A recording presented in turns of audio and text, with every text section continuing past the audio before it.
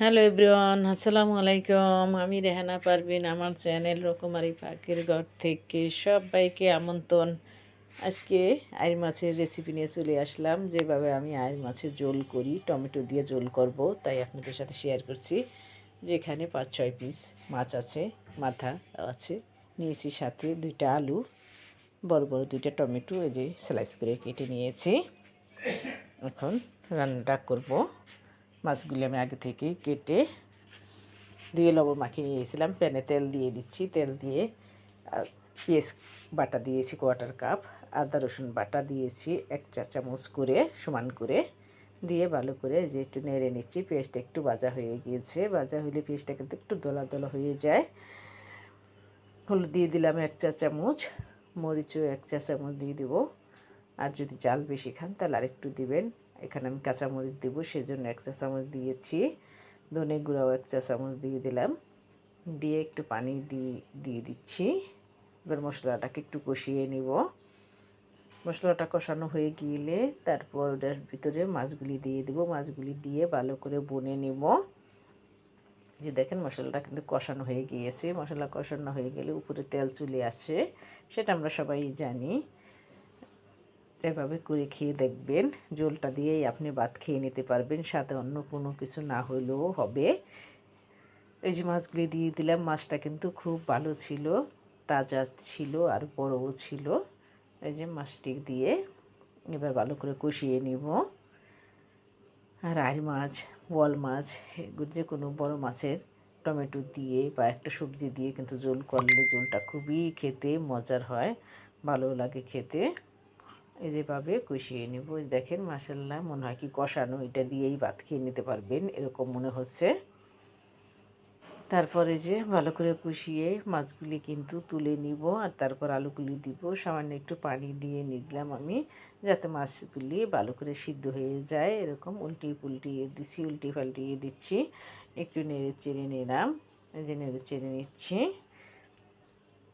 আর বাকি আলু টমেটো এগুলো কিন্তু কেটে সাইডে রেখে দিয়েছি। ধনেপাতা কেটে রেখেছি, 4-5টা কাঁচামরিচ একটু ভেঙে রেখে দিয়েছি। এই যে দেখেন কষানো হয়ে গিয়েছে, তেল উপরে চলে আসছে, উপরে তেল চলে আসছে। এখন আমি আর একটু নেড়ে মাছগুলি তুলে নিব। এই দেখেন, আমরা যদি চান তাহলে যেভাবে বুনেও শুধু খেতে পারেন, কোনো তরকারি না দিয়ে, বা সাথে একটু টমেটো দিতে পারেন। আর তাও যদি না চান, শুধু পেঁয়াজ দিয়ে এরকম করে বুনে খেয়ে দেখবেন, এটাও কিন্তু খুব মজা হয়। এই যে আমি শুধু মাছগুলি তুলে নিয়ে নেব।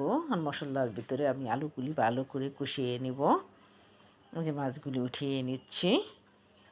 মাছগুলো কষানো হয়ে গেলে কিন্তু তরকারিটা রান্না করতে আর একদমই দেরি লাগে না। নতুন আলু খুব সহজে হয়ে যায়, সিদ্ধ হয়ে যায়। আশা করি আপনাদের ভালো লাগবে। ভালো লাগলে ভিডিওটি সম্পূর্ণ ভিডিওটি দেখার অনুরোধ রইল। ফেসবুক থেকে যদি দেখে থাকেন আমার পেজটি লাইক কমেন্ট শেয়ার করে পাশে থাকবেন। আর যদি ফলো দেওয়া থাকে তাহলে অসংখ্য ধন্যবাদ। আর ফলো দেওয়া না থাকলে প্লিজ আমার পেজটি ফলো করে পাশেই থাকবেন। ইউটিউব থেকে যদি দেখে থাকেন তাহলে রেসিপিটি একটু হলেও যদি আপনাদের ভালো লেগে থাকে বা উপকারে আসে, তাহলে আমার চ্যানেলটি সাবস্ক্রাইব করে পাশেই থাকবেন, আমাকে এগিয়ে যেতে সাহায্য করবেন। সবই কিন্তু আপনাদের ভালোবাসা। আপনাদের ভালোবাসা না থাকলে কিন্তু আজ আমি এখানে আসতে পারতাম না।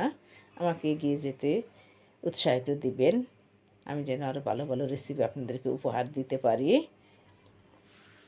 এই যে দেখেন আমাদের, আমি টমেটোগুলি দিয়ে দিলাম, দিয়ে একটু ডেকে দিয়েছিলাম।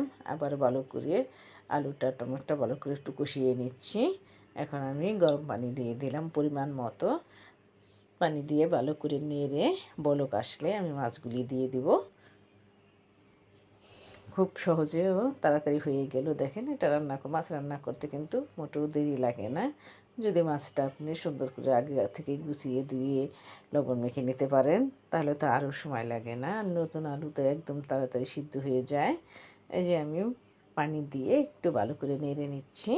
সাইডের মশলাগুলি ভালো করে তুলে দিবেন।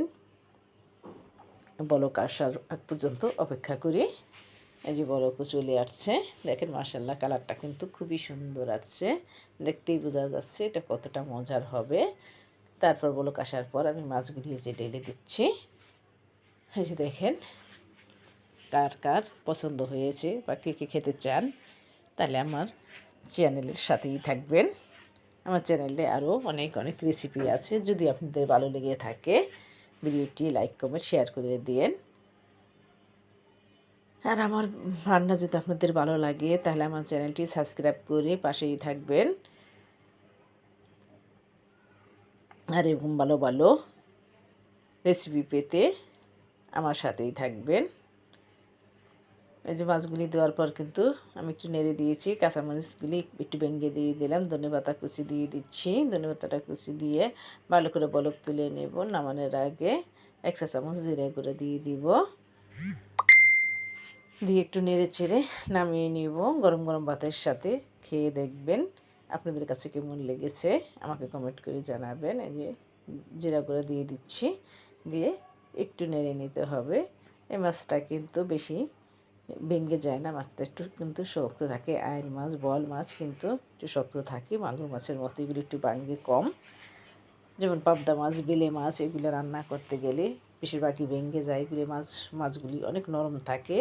আর বল মাছ একটু, আইল মাছ, বল মাছ একটু শক্তই থাকে। এই যে দেখেন আমার ফাইনালি তরকারিটার লুক, মাশাআল্লাহ খুব সুন্দর। আর আজকে এখানে বিদায় নিচ্ছি। আল্লাহ হাফেজ।